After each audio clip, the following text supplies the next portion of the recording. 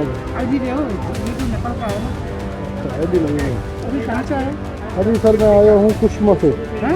कुश्मा। और भाई ये हमारी नॉन स्टॉप राइड आखिरकार कंप्लीट हो गई है। और भाई इतनी लंबी राइड 1000 किलोमीटर की राइड। और नमस्कार साथियों, तो एक बार फिर से स्वागत आपका मेरे इस यूट्यूब चैनल में। तो साथियों, आपने पिछले वीडियो में देखा दुनिया का सबसे लंबा सस्पेंशन ब्रिज जो कि नेपाल के कुश्मा वाले इलाके में स्थित है। और साथियों, ये जो पुल है ये 350 मीटर लंबा सस्पेंशन ब्रिज है, जिसमें कि आप देख सकते हैं कि मैं आराम से ये बाइक लेके जा रहा हूँ। और जो मैंने अपनी राइड शुरू करी थी भाई सुबह 6:30 बजे शुरू करी थी, और उसके बाद मैं पहुंचा था इस दुनिया के सबसे लंबे सस्पेंशन ब्रिज पे। और अभी जो टाइम हो चुका है भाई 10:50 हो चुकी हैं इंडियन टाइम के हिसाब से। और अगर नेपाल का टाइम ले तो भाई अभी 11:05 हो चुके हैं सुबह के। तो भाई ये जो दुनिया का सबसे लंबा पुल है मैंने क्रॉस कर लिया है और छोड़ चला इसको पीछे, और अभी बढ़ रहा हूँ भाई वलिंग वाले एरिया की तरफ। और आप देख सकते हैं भाई कि मेरे सामने बिल्कुल कच्चा रोड फिर से शुरू हो चुका है, कच्चा हाईवे। और भाई ये आप रोड देख सकते हैं भाई, बाइक बुरे तरीके से स्किड मारी यहाँ पे। तो आप देख सकते हैं भाई ये रोड की कंडीशन, बहुत ही फिसलन भरी सड़क है ये। और समझ नहीं आ रहा कि भाई इस तरफ से जाऊँ कि इस तरफ से। जहाँ भाई बाइक घुस जा रही है उसी रास्ते में आगे बढ़ जा रहे हैं, लेकिन डर है भाई थोड़ा सा गिर भी सकते हैं यहाँ पे। अगर भाई किसी को ऑफरोडिंग करनी है और अगर आप नेपाल में आए तो भाई ये जो वलिंग से भाई कुश्मा वाला इलाका है भाई, इस रोड को ले लें। लेकिन एक सजेशन है भाई कि इस रास्ते में अकेले बिल्कुल ना आए, ग्रुप के साथ आए तो अच्छी बात है भाई, क्योंकि रास्ता बहुत ही एकांत है। और मुझे भाई रास्ते में कोई भी ऐसी शॉप नहीं मिली जिसमें कि बाइक वगैरह रिपेयर हो सके। तो भाई ये इलाका थोड़ा रिस्की है, इसलिए यहाँ पे भाई अकेले आना अवॉइड करें। लेकिन भाई अगर आप ऑफरोडिंग पसंद करते तो भाई इस रास्ते पे एक बार ज़रूर आएँ। मुझे तो भाई ऑफरोडिंग करके बहुत मज़ा आ रहा है, लेकिन भाई अकेले होने की वजह से थोड़ा सा डर भी लग रहा है कि भाई कुछ ऐसी बात ना हो जाए बाइक के साथ या फिर मेरे साथ, जिसकी वजह से भाई पूरा मज़ा किरकिरा हो जाए। तो भाई एक ड्रीम था इस पुल पे आने का, जो कि मैंने पूरा कर लिया भाई। और आज मैंने भाई 4 बार ये पुल क्रॉस कर लिया है, जो कि मेरे लिए भाई अनफॉरगेटेबल एक मेमोरी बन चुकी है लाइफ टाइम के लिए। और ये सब करने में भाई मुझे बहुत ज़्यादा मज़ा आया भाई। कैसे बताऊँ आपको कितना मज़ा आया, ये आप खुद आए यहाँ पे और खुद एंजॉय करें इस मोमेंट को। तो अभी भाई कीचड़ थी और अभी आप देख सकते हैं कि रास्ता जो बिल्कुल सूखा है, और यहाँ पे जो मिट्टी भाई बिल्कुल सीमेंट की तरह वो जो होती है ना बिल्कुल पिसी हुई वैसी है, उसमें भी भाई बाइक बड़ी ज़्यादा फिसल रही है। तो यहाँ पे भी भाई बच के चलना पड़ रहा है।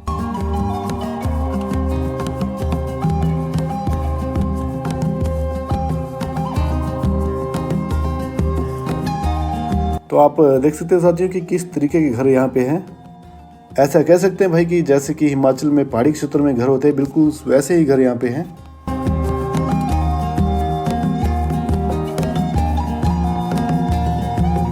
और यहाँ से भाई आगे जाकर के 2 रास्ते होते हैं। तो आते टाइम मैं जिस रास्ते से आया हूँ वो आपको दिखाता हूँ। तो ये है यहाँ का मेन रोड। और भाई पहले मैं यहाँ से आया था राइट साइड वाले रास्ते से, क्योंकि भाई ऊपर मुझे कन्फ्यूजन हो गई थी कि ये जो रोड है ये मेन रोड नहीं है, और मैप भी भाई दूसरा वाला रास्ता दिखा रहा था। तो इस रास्ते से पहले आया था, लेकिन अब मुझे इस रास्ते से जाना है। तो ये देखिए किस तरीके का मेन रोड है भाई। समझ नहीं आ रहा भाई कि मेन रोड ये वाला है कि मेन रोड वो वाला है, क्योंकि दोनों ही रोड ऑलमोस्ट सिमिलर दिखते हैं। तो यहाँ पे जो गाड़ी चलती होगी भाई बड़ी मुश्किल से ही 2-4 साल से ऊपर टिक पाती होगी, क्योंकि भाई पूरा रास्ता ही ऑफ रोडिंग है, पूरा ही रास्ता ख़राब है। आप ही मुझे बताएं भाई कि कौन सा मेन रोड है, क्योंकि मुझे तो समझ नहीं आ रहा।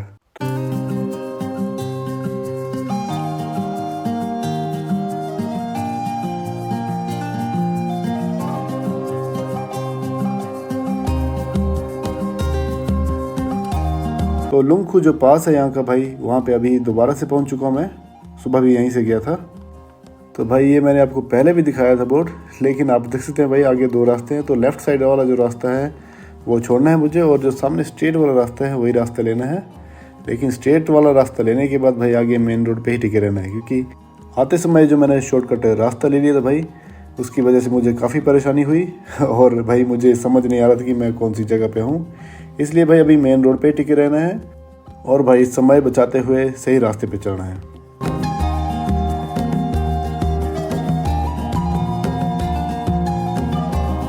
साथियों, रास्ता तो बहुत ज़्यादा सुंदर है, लेकिन आप देख सकते हो भाई रास्ता काफ़ी ज़्यादा ख़राब भी है, और रास्ते में भी भाई काम चालू है, और सामने आप देख सकते जेसीबी भी लगी हुई है यहाँ पे। और भाई जितना ज़्यादा ये रास्ता ख़राब है उतना ही ज़्यादा मुझे बाइक चलाने में मज़ा आ रहा है। बस भाई ये मज़ा ऐसे ही आते रहे, कोई दिक्कत ना हो बाइक में। भाई ये रास्ता फुल ऑफ कीचड़ है अभी, ऐसा बोल सकते हैं भाई कि सावधानी हटी तो दुर्घटना घटी। इसलिए भाई सावधानी से चलना पड़ेगा इस रास्ते में। तो भाई अभी जो गूगल मैप है वो लेफ्ट साइड वाला जो रास्ता कच्चा वाला दिखाई दे रहा है, इसी रास्ते पे जाने के लिए कह रहा है। मेरा तो मन नहीं है यहाँ पे जाने का, लेकिन मेरे सामने सामने भाई यहाँ से अभी भी 2 गाड़ियाँ गई हैं, तो भाई उनको ही फॉलो करते हैं, इधर से निकलते हैं। चलिए भाई बढ़ते हैं आगे। तो भाई अभी एक गांव में पहुंचे हैं जहाँ पे भाई स्कूल में खेल कूद प्रतियोगिता जो है लगी हुई है और यहाँ पे बच्चे दौड़ रहे हैं भाई। बहुत देर के बाद कुछ चहल पहल दिखी है भाई, क्योंकि इससे पहले भाई बहुत दूर दूर जाकर के कोई सिंगल जो आदमी था नजर आ रहा था, तो यहाँ पे एक साथ से काफी ज्यादा लोग नजर आए, तो जिसकी वजह से मुझे थोड़ी और ज्यादा खुशी होगी।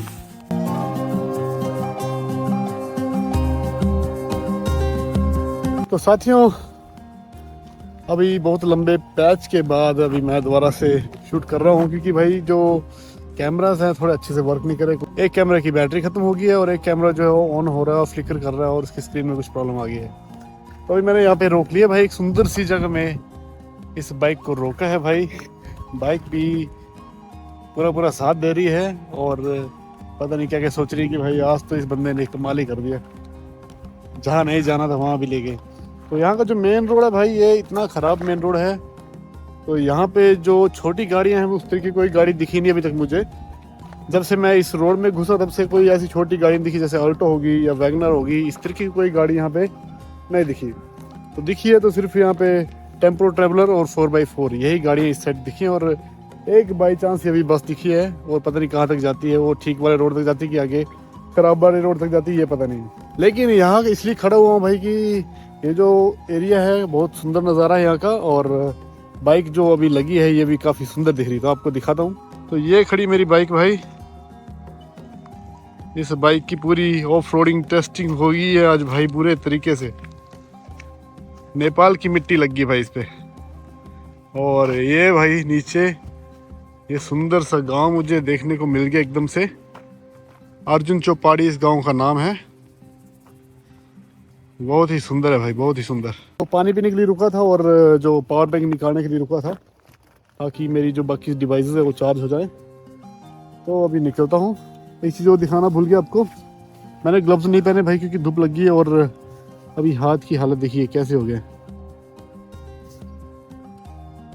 ये देखिए बाइक चला चला के ये विदाउट ग्लव्स चलाने की दिक्कत। अभी ग्लव्स पहन के चलाऊंगा तो भाई गर्मी लग पड़ रही है हाथ में और पसीना पड़ जा रहा है। तो वैसे ही हेलमेट मेरे की हालत है भाई, इससे जो आर पार दिख रहा है बहुत ज़्यादा ब्लर दिख रहा है, रात में तो बहुत दिक्कत हो रही है। तो मज़ा तो आ रहा है भाई, लेकिन बहुत सी मुश्किल भी झेलनी पड़ रही है।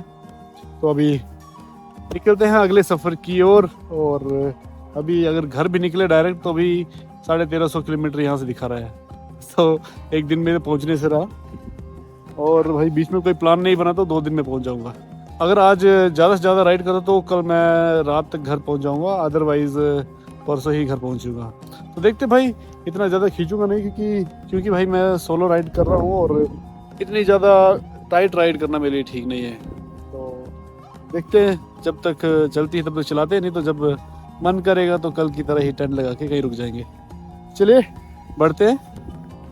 तो भाई अर्जुन चौपारी पहुँच करके मुझे पता चला कि भाई मैंने फिर से गलत रास्ता ले लिया है और भाई गूगल मैप ने मुझे फिर से धोखा दे दिया है। लेकिन भाई ये रास्ता भी बहुत ही सुंदर था और बहुत ही मज़ेदार था। और अभी मैं वलिंग की तरफ बढ़ रहा हूँ, और भाई जिस जगह पे मैं मेन रोड पे मिला हूँ उस जगह का नाम है भाई दरसिंग दाथुम, जो कि वलिंग से लगभग 13-14 किलोमीटर पहले है। और अभी वलिंग की तरफ बढ़ रहा हूँ भाई। तो साथ ही आप देख सकते हैं अभी मैं पहुँच चुका हूँ वलिंग बाज़ार में, और जो टाइम हो चुका है भाई 12:40 के आसपास का हो चुका है अभी। और मैंने जो भाई अभी मैप में डेस्टिनेशन सेट करा है वो करा है मैंने सनोली बॉर्डर का, और सनोली बॉर्डर में पहुंचने का जो टाइम बता रहा है अभी मैप भाई 4-4:15 के आसपास का बता रहा है। तो देखते भाई कब पहुंचते हैं सनोली बॉर्डर में, और आगे कहाँ जाना है फिर आगे जा करके ही डिसाइड करते हैं। तो भाई ये जो रास्ता है ये पूरा रास्ता भाई घुमावदार मोड़ से भरा हुआ है, पूरा घाट वाला रास्ता है। लेकिन भाई तानसेन पहुँचने के बाद थोड़ा रास्ता जो है मोड़ कम हो गए और थोड़ा रास्ता सही आने लगा, लेकिन उससे पहले तो भाई बहुत ही दिक्कत वाला रास्ता था। और भाई तानसेन के आसपास पहुंचने के बाद मुझे ये टनल दिखी जिस पे कि लिखा गया कि चाइना स्टेट कंस्ट्रक्शन वालों की तरफ से ये काम किया जा रहा है। अब पता नहीं भाई कि ये नेपाल वाले चाइना वाले को टेंडर देके काम करवा रहे हैं कि चाइना वाले ही नेपाल में अपनी तरह से टनल बना रहे हैं।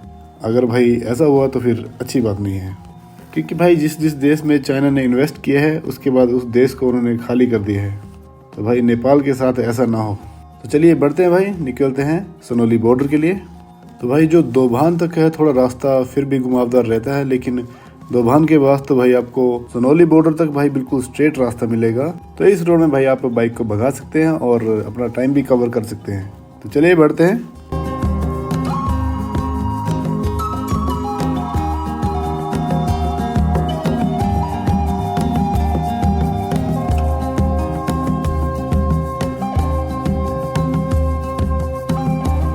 लेकिन जब आप सनोली वाले बॉर्डर से अंदर आओगे तो ये गेट आपको मिलेगा 4-5 किलोमीटर के अंदर ही। तो भाई रात में ये गेट बहुत ही सुंदर दिखता है।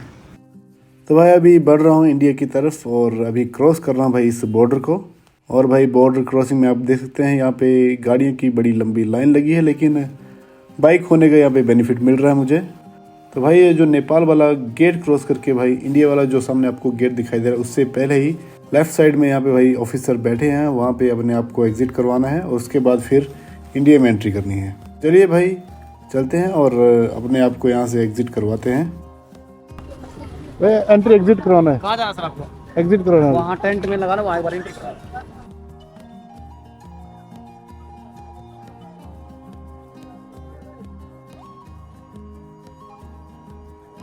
तो यहीं पे भाई लेफ्ट साइड में काफ़ी लंबी लाइन लगी है और भाई यहाँ पे ज़्यादा टाइम नहीं लगता है, सिर्फ अपनी डिटेल्स देनी है। तो यहाँ टेंट में आना है भाई आपको। यहाँ पर आने के बाद भाई आपसे आईडी प्रूफ मांगा जाएगा। अगर आपके पास आधार कार्ड है या अपना ड्राइविंग लाइसेंस है वो चल जाएगा। और भाई आप कहाँ से आ रहे हो और कहाँ जा रहे हो वो आपको बताना है और उसके बाद भाई आप एग्जिट कर सकते हैं। एग्जिट करना सर, जा रहा हूँ। आईडी दे हो, ये तो नेपाल का है ना? आईडी लगेगा। अभी कहाँ से आए? अभी सर मैं आया हूँ कुश्मा से। कुश्मा। क्या नाम बोला? कुश्मा पोखर से आ गया। इंडिया कहाँ जाएगा? इंडिया जाएगा हिमाचल प्रदेश।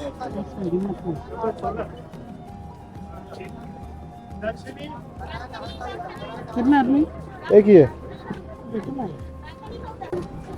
ये नहीं चाहिए आपको डॉक्यूमेंट? वो तो नेपाल का है। अच्छा हो गया ना।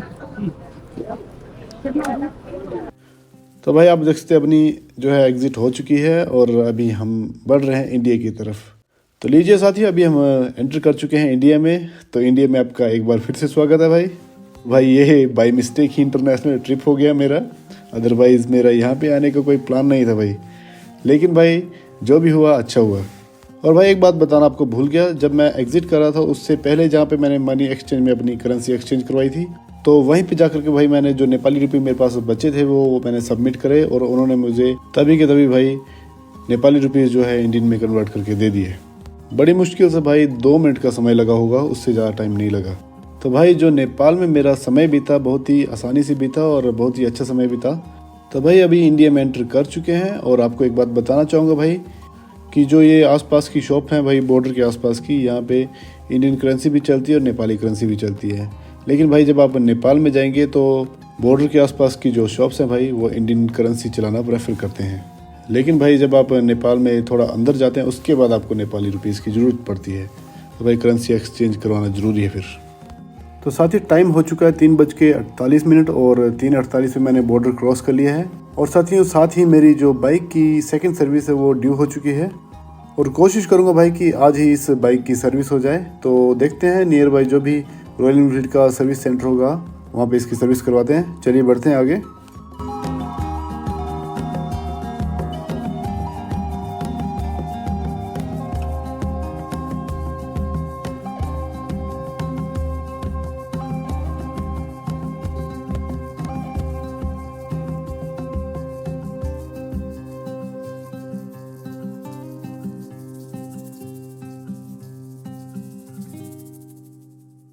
तो इस राइड के साथ साथ मेरी जो बाइक है उसकी जो सर्विस सेकंड सर्विस है वो ड्यू हो चुकी है। तो जो नियरेस्ट नेपाल के नियरेस्ट जो भी सर्विस स्टेशन था उधर मैंने ट्राई करा, लेकिन उनके पास बहुत ज़्यादा वेटिंग थी। तो नेपाल से सनौली से 50 किलोमीटर दूर एक और सर्विस स्टेशन है, वहाँ पे पहुँचा हूँ। थोड़ा हाल ही में राइड करके आया हूँ और यहाँ भी भाई मना कर रहे थे, लेकिन रिक्वेस्ट करी भाई बहुत दूर जाना है, का प्लान सारा ख़राब हो जाएगा। तो बहुत रिक्वेस्ट करने पर उन्होंने बोला थोड़ा वेट करिए कि मुझे वॉश नहीं करवाना है, मुझे सिर्फ सेकंड सर्विस का जो भी फॉर्मेलिटीज़ हैं और जो सेकंड सर्विस में चेंज होता है वो सब चेंज करवाना है। तो कर लेते वेट, अभी टाइम हो चुका है 5:30 के आसपास का और देखते कितना टाइम लगता है। चलो तो साथी अभी मैं पहुंच चुका हूं टेटरी बाज़ार में, जो कि सनौली से 50 किलोमीटर की दूरी पे है। यहाँ पे भाई मुझे रॉयल एनफील्ड का सर्विस स्टेशन मिल गया और यहाँ पे मैंने अपनी बाइक को सर्विस सेंटर पे लगा दिया। तो आप देख सकते हैं भाई कि मैंने अपनी बाइक का जो लगेज नहीं उतारा है और यहाँ के जो टेक्नीशियन है भाई उन्होंने मेरी बाइक को प्रायोरिटी पे लेकर के उसको अच्छे से चेक करा और जो चेन है भाई उसको क्लीन किया और उसके बाद उसको टाइट वगैरह करके लास्ट में उसको ल्यूब भी कर दिया। और इंजन ऑयल वगैरह चेक हो भाई, इंजन ऑयल तो ठीक था लेकिन जो रियर ब्रेक ऑयल था वो कम था, उन्होंने उसका टॉप अप कर दिया। और भाई फ्रंट और रियर के 2 डिस्क पैड थे उनको चेक किया और वो दोनों ठीक ही थे, तो उनको दोबारा से साफ करके दोबारा से लगवा दिया और भाई उन्होंने मेरी बाइक को जल्द से जल्द फ्री कर दिया। तो भाई यहाँ से निकलने के बाद सबसे पहले मैं एक मार्केट में रुका। तो साथियों अभी सर्विस हो गई है बाइक की और बाइक की जो सर्विसिंग हुई है वो 5700 किलोमीटर के आसपास हुई है और उन्होंने बाइक की सर्विसिंग काफ़ी अच्छे से करी है। तो अभी दिन भर से कुछ नहीं खाया है और यहाँ पे भाई ये पकोड़े ही मिले हैं, यहाँ पे पकोड़ा और चाय बोला है मैंने। फिलहाल ये खा लेते हैं और उसके बाद देखते हैं आगे क्या बनता है, भूख तो लगी है। अभी ये जो बाइक की सर्विसिंग हुई है भाई, इसके साथ साथ ही मेरी बाइक का जो 2000 किलोमीटर का ट्रिप भी पूरा हो चुका है और बाइक की सर्विसिंग भी हो चुकी है। क्योंकि भाई अगर ड्यू हो जाती तो उसके बाद फिर भाई नखरे करने लग जाते हैं लोग। तो अभी खा लेते हैं पकौड़े, आगे की अपडेट आपको आगे देते हैं। तो भाई अंधेरा हो चुका है और अभी मुझे काफ़ी लंबा सफ़र जो है तय करना है। तो अभी मैं यहाँ से बढ़ रहा हूँ भाई लक्ष्मीपुर की तरफ। वैसे तो भाई मैंने यहाँ से दिल्ली का जो डेस्टिनेशन है लगा लिया है और अगर अभी यहाँ से चलता हूँ भाई दिल्ली के लिए डायरेक्ट, तो भाई दिल्ली सुबह 8-9 बजे के आसपास दिखा रहा है, लेकिन भाई अभी ऐसा कुछ प्लान नहीं है, देखते हैं आगे क्या होता है। अभी बढ़ते हैं इस हाईवे पे और आप देख सकते हैं भाई यहाँ पे ट्रक ही मुझे दिखाई दे रहे हैं और बाइक वाला तो मुझे लगता है मैं अकेला ही हूँ और ट्रकों की भाई बहुत ही लंबी कतार है यहाँ पे। उस कतार को पास कर करके जा रहा हूँ भाई। वैसे तो भाई कभी मन भटक रहा है कि कभी उत्तराखंड चला जाऊँ कि कभी अयोध्या चला जाऊँ, लेकिन भाई अभी फाइनल नहीं हो पा रहा कि जाना कहाँ पे है। वैसे तो मैं दिल्ली का डेस्टिनेशन डाल दिए। वैसे अभी रात के भाई 11:45 बजे के आसपास का टाइम है और बिल्कुल सुनसान रास्ता है भाई और ये ट्रकों का ही सहारा है मुझे। अगर इस रास्ते में भाई ट्रक नहीं होते तो बिल्कुल खाली ये रोड होता। तो भाई अभी ट्रकों के सहारे ही चल रहे हैं। तो भाई अभी रात के 1:15 हो चुके हैं और ये एक टोल प्लाजा आ गया है, लेकिन भाई इस जगह का नाम मुझे पता नहीं है। कोई बात नहीं भाई, अभी बढ़ते हैं हम अपने सफ़र की ओर। और भाई अभी थोड़ी सी चाय पीने का मन कर रहा है, देखते आगे मिलती है चाय की दुकान तो रुकते हैं कहीं पे। तो साथ ही अभी काफ़ी ज़्यादा देर के बाद ये अपडेट मैंने आपको देनी चाहिए। तो भाई ऐसा हो गया बीच में कि मैंने जो अपना प्लान था वो बीच में मैंने कहीं रुकने का करा था, लेकिन नींद नहीं आ रही थी और बीच में रुकने के लिए भाई कोई जगह नहीं मिली और साथ ही में भाई मुझे टेंट लगाने के लिए भी अच्छी जगह नहीं मिली भाई, सेफ जगह नहीं मिली। तो भाई फिर जगह ढूंढते ढूंढते और आगे निकलते निकलते अब इतने आगे निकल आए हैं कि अब दिल्ली यहाँ से दूर नहीं है। तो भाई मॉर्निंग में नेपाल से निकला हूँ, तो सुबह 6:30 बजे निकला हूँ भाई नेपाल के वलिंग वाले एरिया से और उसके बाद कुसमा गया हूँ और उसके बाद वापस आके फिर वलिंग और उसके बाद नेपाल बॉर्डर में पहुंचा मैं और उसके बाद फिर भाई मैंने बाइक की सर्विसिंग भी कराई है आज और बड़ा लंबा टूर हो गया भाई आज। और बीच में भाई आपको मैंने बताया जैसे कि मुझे जगह नहीं मिली और बीच में भाई मुझे एक्चुअल में ऐसे नहीं कह सकते कि जगह नहीं मिली, लेकिन मैंने जगह प्रॉपर ढूंढी नहीं और फिर निकल आया धीरे धीरे और देखते देखते टाइम हो गया भाई 12 बज गए और उसके बाद देखा 1 बज गया, अब 2 बजे के आसपास का टाइम हो चुका है।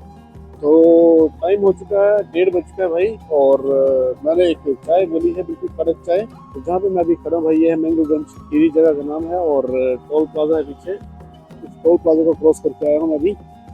ये एक हिसाब से भाई मिस्टेक ही बन गया है, लेकिन ये बना है Nepal to Delhi non stop.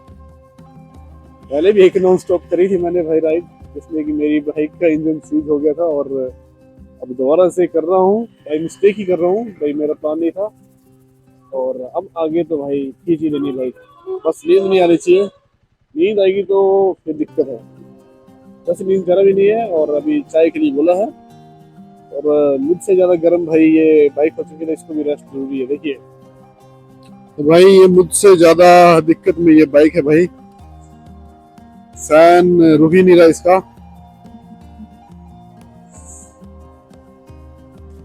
और ये पीछे लगे जो बांध है उसमें से भाई इस मोटर से आधे से ज्यादा पानी खत्म हो चुका है। और सबसे अच्छी बात इस सफर की ये रही भाई कि मैं स्नोली बॉर्डर से यहाँ पे इंडिया में वापस आया तो मैंने सबसे पहले बाइक की सर्विसिंग करवा ली। तो स्नोली बॉर्डर से 50 किलोमीटर दूर जाना पड़ा उसके लिए। और अब मैं बाइक को बंद कर लेता हूँ और पी लेता हूँ चाय। तो ये रही भाई कड़क चाय। तो आज सुबह से भाई 609 किलोमीटर चला दी है और 15 घंटे 10 मिनट का टाइम बता रहा है जिसमें गाड़ी चली है। तो भाई ये जो 15 घंटे हैं ना, ये ज्यादा तब लगे हैं जब मैं कुश्मा गया था और कुश्मा से आया था, उस टाइम पे बहुत टाइम लग गया। ये बनी ना चाय भाई, मजेदार चाय, बिल्कुल कड़क। तो पीते हैं चाय और फिर निकलते हैं भाई आगे के लिए। वैसे जो अराइविंग टाइम है वो 8 बजे के आसपास का बता रहा है, तो देखता हूँ कि मैं कितने बजे पहुँचता हूँ। तो भाई चाय पी लिया मैंने और अभी दिल्ली इतने दूर तो नहीं है लेकिन इतने पास भी नहीं है, अभी 385 किलोमीटर बता रहा है। तो चलिए निकलते हैं। और पेट्रोल का इंडिकेटर आगे है, आगे पेट्रोल भी डलवाना है और एक चीज़ और दिखाएंगे आपको आगे। पहले यहाँ से निकलते हैं, चलिए। तो भाई पेट्रोल पंप ढूंढते ढूंढते जो मेरी फ्यूल रेंज है वो भी 7 किलोमीटर के आसपास आ गई है और अभी मेरी बाइक कहीं पे भी भाई खड़ी हो सकती है। ये एक पेट्रोल पंप दिखा भाई, चलिए जाकर देखते हैं पेट्रोल मिलेगा कि नहीं मिलेगा। भाई लोग कहाँ गए सारे लोग भाई, कोई दिख नहीं रहा यहाँ पे।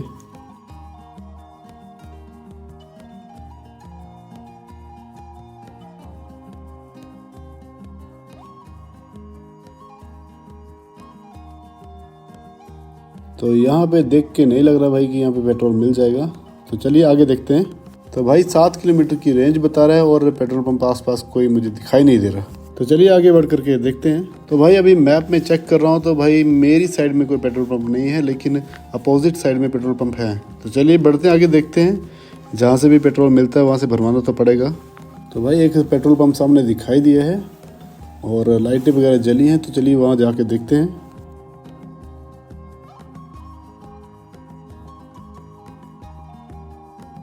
और ये बीच में डिवाइडर है भाई, ये टूटा हुआ है, यहाँ से हम लोग क्रॉस कर सकते हैं। चलिए करते हैं क्रॉस। यहाँ से क्रॉसिंग का पॉइंट है वैसे बाइकें वगैरह जाने का रास्ता है। पेट्रोल भराना बहुत ज़रूरी है भाई, अगर नहीं भरवाया तो फिर बाइक खड़ी करनी पड़ेगी। अपोजिट साइड ही सही लेकिन पेट्रोल होना चाहिए भाई। तो यहाँ भी भाई बंदा सोया है लेकिन कोई जग नहीं रहा, तो यहाँ पे पेट्रोल के लिए मना कर दिए भाई। तो चलिए देखते हैं आगे। पेट्रोल तो भराना ज़रूरी है भाई, पेट्रोल नहीं भरवाया तो फिर मुश्किल हो जाएगा। 3 किलोमीटर की रेंज बची भाई, बहुत ही मुश्किल होने लगा अभी। ऐसा ना भाई कि बाइक भी यहाँ खड़ी करनी पड़े और मुझे टेंट भी यहीं पे लगाना पड़े। तो आगे इस तरफ रॉन्ग साइड में ही जाना पड़ेगा। दोनों इंडिकेटर जला लेते हैं भाई। थोड़ा सा आगे एक और पेट्रोल पंप दिखाई दे रहा है भाई रॉन्ग साइड में, तो चलिए बढ़ते हैं धीरे धीरे। तो भाई ये रहा एक और पेट्रोल पंप, बंदा तो बैठा है, देखते हैं पेट्रोल मिलता है कि नहीं मिलता। तो भाई अगर इन्होंने मना कर दी तो मुझे बाइक यहीं पे खड़ी करनी पड़ेगी और यहीं पे अपना टेंट लगाना पड़ेगा।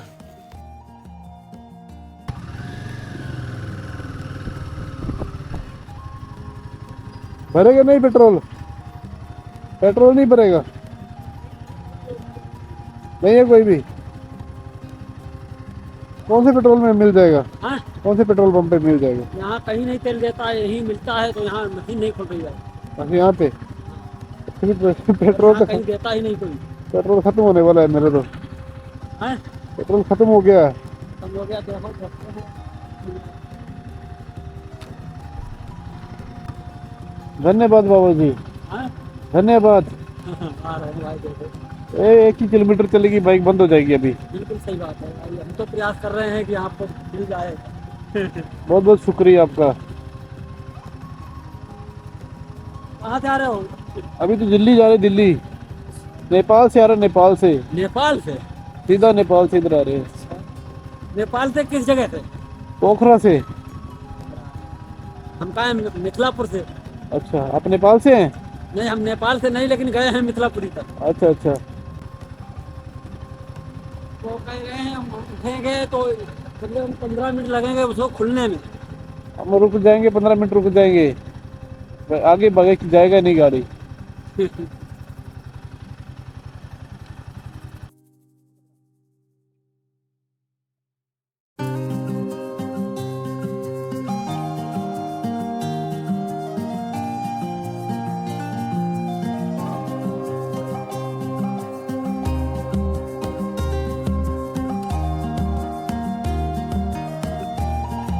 तो भाई पेट्रोल तो डल गया है। जो अंकल जी हैं उन्होंने मेरी मदद कर दी भाई पेट्रोल डलवाने में। जो भैया है पेट्रोल पंप वाले उनको उठा दिया है ज़बरदस्ती। तो चलिए भाई, मेरा तो फ़ायदा हो गया है और उनका भी धन्यवाद भाई जिन्होंने पेट्रोल भरा, और अंकल जी का बहुत बहुत धन्यवाद। तो भाई अब रोड को क्रॉस कर लेते हैं क्योंकि अभी रॉन्ग साइड पे चल रहे थे। अभी आ जाते हैं अपनी राइट साइड पे। चलिए। तो साथ ही पेट्रोल भरवाने के बाद मैंने अपनी बाइक को खींचे है और अभी हम चले हैं भाई हाईवे 30 पे। और अभी बरेली की तरफ अभी मैं बढ़ रहा हूँ भाई, और मेरे चारों तरफ भाई ट्रक ही ट्रक मुझे नज़र आ रहे हैं। गुड मॉर्निंग साथियों। तो कैसे आप सब लोग? तो साथियों अभी टाइम हो चुका है 6:20 के आसपास, और अभी मैं पहुंचा हूँ गजराला। गजराला एक जगह है भाई, गाजियाबाद से काफी पहले है और रामपुर पे काफी बाद है, मतलब उन दोनों के बीच का सेंटर ले सकते हैं भाई। और अभी भाई दिल्ली जो है 120 किलोमीटर के आसपास बता रही है, और दिल्ली पहुंचने का समय जो है भाई 2 घंटे के आसपास और लगेंगे। अभी पिछले कल सुबह मैं 6:30 बजे से बाइक चला रहा हूँ, और अभी आप इस पे 6:11 हो चुके हैं मॉर्निंग में। और जो टोटल बाइक रन हुई है भाई 19 घंटे 9 मिनट, मतलब 19 घंटे 9 मिनट मैंने बाइक चलाई है कंटिन्यू। और नेपाल में जो एक कुशमा गांव है उस पर थोड़ा टाइम स्पेंड करा है, 1-1.5 घंटा बोल सकते हैं। और उसके अलावा भाई बाइक सर्विसिंग में गया आधा पौना घंटा, और उसके अलावा थोड़ा जो बॉर्डर था बॉर्डर पे गया, और बाकी आधा पौना घंटा या 1 घंटा चाय पीने में गया बीच में। मतलब पूरा जो टाइम कैलकुलेटेड है। और तो अभी मैं भाई 885 किलोमीटर का ट्रैवल कर चुका हूँ, और 100 कुछ किलोमीटर और बचते हैं। मतलब कि पूरा 1000 से ऊपर हो जाएगा किलोमीटर जब मैं दिल्ली पहुंचूंगा। तो भाई ये non stop ride almost complete होने वाली है, अब थोड़ी सी नींद भी आने लगी है। तो बस जल्दी से दिल्ली टच करते हैं, फिर आपको अगली अपडेट देते हैं। तो भाई जो रोड का शूट अभी नहीं कर पा रहा हूँ क्योंकि मेरा जो कैमरा है वो कुछ फ्लिकर कर रहा है और बंद हो गया है, और समझ नहीं आ रहा क्या करना है। तो कोशिश करूंगा कि रोड के जो कुछ शॉट ले लूँ किसी भी तरीके से, तो दिखाऊंगा आपको भाई। वीडियो में चेक करना, अगर आ पाएंगे तो दिखाऊंगा, नहीं आ पाएंगे तो भाई इसके लिए माफी। तो अभी निकलता हूँ दिल्ली के लिए, तो चलिए आप मेरे साथ। और मेरी बाइक हिमालयन के साथ। भाई हिमालयन बोलती है भाई आज बोले मेरे को जितना भगाया है भाई ने उतना किसी ने नहीं भगाया। और देखते भाई इसको धोना भी पड़ेगा, अभी धोने की कब धोना है देखते हैं। चलिए लेके चलते हैं। तो ये है भाई अपनी हिमालयन, जो कि है पूरी तरीके से नहाने के लिए तैयार, लेकिन अभी नहीं नहलाना भाई, इसको भी घर पहुंचाने वाले। तो चलिए।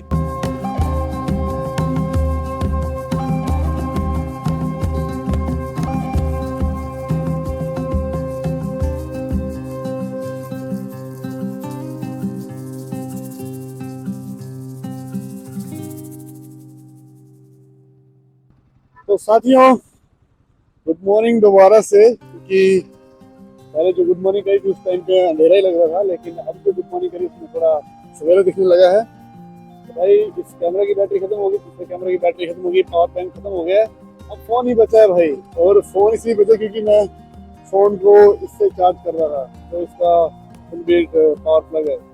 तो भाई आखिरकार पहुंच चुका हूँ मैं दिल्ली में। और दिल्ली में पहुंचे भाई मैं 7:55 पे, और भाई ये हमारी नॉन स्टॉप राइड आखिरकार कंप्लीट हो गई है। और भाई इतनी लंबी राइड 1000 किलोमीटर की राइड, और ये अनएक्सपेक्टेड थी क्योंकि मैंने नहीं सोचा था कि मुझे इतना लंबा राइड करना है। मैंने सोचा था कि मुझे कहीं सदौली के आसपास ही रुक जाना है, लेकिन भाई धीरे धीरे बढ़ते बढ़ते आगे ऐसा पॉइंट आ गया कि मुझे फिर ये राइड कंटिन्यू करनी पड़ी। और फिर रात के जो 1 बजे के बाद जो डिसाइड करा फाइनल कि हाँ भाई अब ये राइड को कंटिन्यू कर रहे हैं। तो कैसी लगी भाई आपको राइड? और भाई थकावट तो बहुत ज्यादा हो गई है। पूरे 21 घंटे मैंने ये बाइक ड्राइव करी है, और पिछले कल 6:30 बजे मॉर्निंग में निकला था, और अभी टाइम हो चुका है 8 बज गए भाई, ऑलमोस्ट 8 बज गए। मतलब कि ऑलमोस्ट 26 घंटे का ये ट्रैवल रहा, जिसमें कि मैं बीच में नेपाल भी घुमाया हूँ एक दो जगह, तो भी आप देख सकते हैं। और उसके अलावा भाई इस बाइक ने बड़ा साथ दिया भाई, तो मजा आ गया भाई इस राइड को करके। एक अनएक्सपेक्टेड सी राइड थी मेरे लिए, लेकिन कंप्लीट होगी भाई। अब मैं आपको यहाँ से बाइक की थोड़ी वीडियो दिखा दे रहा हूँ भाई कि बाइक कैसी लग रही है। देखिए, तो ये भाई बाइक की शक्ल होगी ये चेंज, मटगाड़ नंबर। ये हेडलाइट इसलिए क्लीन लग रही भाई क्योंकि जब सर्विसिंग कराई तो उसने बंदे ने हेडलाइट को क्लीन कर दिया, और ये मेरा कैमरा फ्लिकर करने लगा है। और भाई ये हैंड गार्ड देखिए, अगर ये हैंड गार्ड नहीं होते तो शायद मेरे हाथ में सारी मिट्टी लगी होती। तो भाई ये Nepal to Delhi non stop ride कैसी लगी आपको कमेंट में जरूर बताएं, और वीडियो को लाइक करना ना भूलें, और भाई चैनल को सब्सक्राइब करना ना भूलें, क्योंकि भाई इस राइड के बाद चैनल सब्सक्राइब करना बनता है भाई। तो चलिए भाई, आज के लिए बस इतना ही। बाकी नेक्स्ट एपिसोड में दिखाते आपको कि हम दिल्ली से धर्मशाला कैसे जाते हैं। चलिए फिर मिलते हैं। Bye bye, see you.